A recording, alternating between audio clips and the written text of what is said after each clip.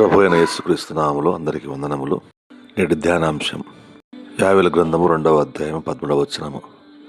మీ వస్త్రములను కాక మీ హృదయములను చింపుకొని ఆయన తట్టు తిరుగుడి. కీర్తన గ్రంథము 51వ అధ్యాయం 1వ వచనము.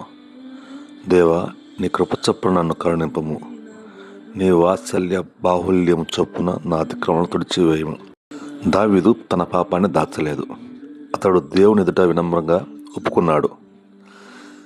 లెంట్ అనేది మన తప్పులను కప్పిపుచ్చే సమయం కాదు, దేవుని ముందర ఒప్పుకొని మార్పు కోరుకునే సమయం.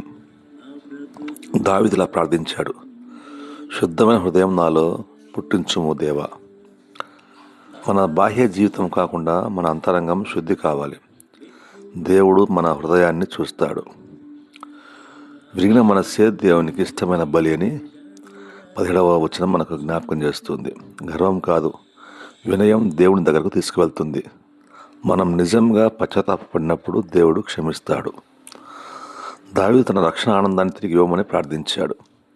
పాపం మనలోని ఆనందాన్ని తీసేస్తుంది, కానీ దేవుని క్షమాపణ మనకు కొత్త ఆనందాన్ని ఇస్తుంది. ఈరోజు మన హృదయాన్ని పరిశీలిద్దాం.